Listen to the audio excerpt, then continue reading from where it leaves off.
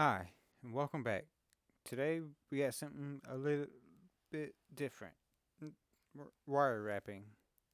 Apparently it's been around since ancient Egypt and still going strong. A bunch of hippies do it. You know the deal. Rocks and energy. If you believe that, then it probably helps you. If you don't, rocks are still pretty cool. So here are three pieces that I have done. I've did this for about 2 years, maybe more, and I was getting pretty good, I think. I was getting somewhere, better than when I started. And so it is possible. You just got to keep hacking at it. And the first one we'll talk about is this middle one. It took 10 hours around that time. It's a piece of carnelian and smoky quartz, I believe. I might be wrong. And yes, it took a very long time. You got to be very precise. Took some chances here and there. Sometimes works out, sometimes it doesn't. But so I didn't start out this way. It took I get this is probably my second year in, of course. But in my first year, I did this piece. It was a very early piece, and I found that piece of mica, uh, and it got me going. It made me want to keep doing it because I was getting somewhere. It's pretty nice. Tiger's eye, piece of amber, some piece of mica, and I think I put a nail in it too. But I'm just trying to show here what not to do about gaps. This is all the mistakes. Very messy. Don't pull it all. Yeah, you bend it with the grain. You got to make sure you know where your wires are. It looked very pretty front and back. I like that one. It's hematite. It's very shiny, very silvery, and it was also very nice. It's a hard time selling these because I do get attached.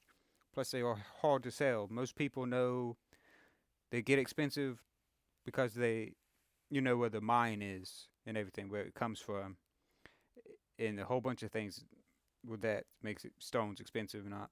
So it's kind of like folk art, modern. I don't know, but it is sellable. I have sold these. It's not a bad job.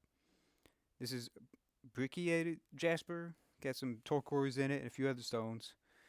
Again, a little bit chaotic, but it's definitely different. I do not make the same piece over and over like most people. This is a beautiful calligraphy stone. It's called that because it looks like calligraphy.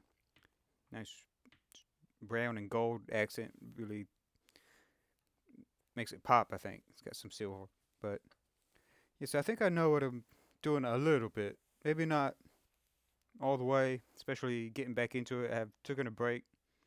I'm going to start fiddling with it. These are desert rose, I believe, and a quartz facet or whatever they call it, with a piece of turquoise in it, and it not too bad. I could put one down and start a new one. I don't it was it putting me in a trance. That's why I was always doing it. I could do this for like 2 hours in straight. This is an ollie piece. It's someone wanted it to be like Portuguese, so the colors they backed out, and I still have it, but it's cool. I got it to stand. It's very nice, ollie, uh, basic, not too flashy, very simple and pretty neat for beginning first few months. So I would say when you first start, you of course pick out your stone, and then I would say you draw it out all your angles, and then you would figure out your design. What do you actually want to do with it? And here you could just draw whatever you want, or actually just draw what you think might actually look good on it. Something like that. So this video is just for beginners. Just going to do like 3 tips. It's really the rest is up to you. Just getting. You just got to do it a lot. But yeah, so from your wire, I'd start in the middle. I might make a video, a part two, where I actually finish that one. This fool's gold. But yeah, you start in the middle and have all you start uh, down, so your excess is at the bottom, and you just got to make sure be thorough. Follow, if you want it on this side or that side, know when to uh, where to bend it, behind it or in front of it, and also when you end it, you wanna. I always spiral it or put a twist at it. You want to be careful though, because you don't want to make a too dangly, because it would just get caught on clothes and everything. And what I would say last is like actually moving the wire to get the webbing and the difference.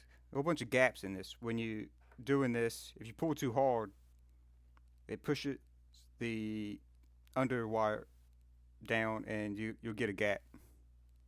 I don't know.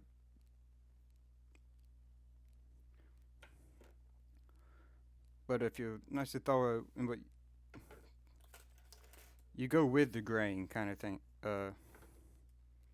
you wouldn't just keep twisting and twisting. You actually like get it at the base and go from there, and constantly keep pushing it. And most people wear gloves or really fancy stuff.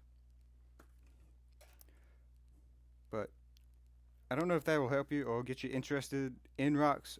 I hope it does. I'm gonna start fiddling with it more. I'm getting back into it.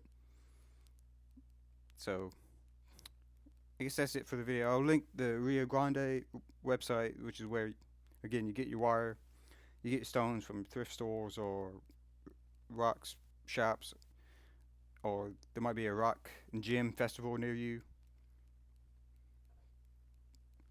But I'll show you. This is I think this is the first piece I've done. It was a seashell.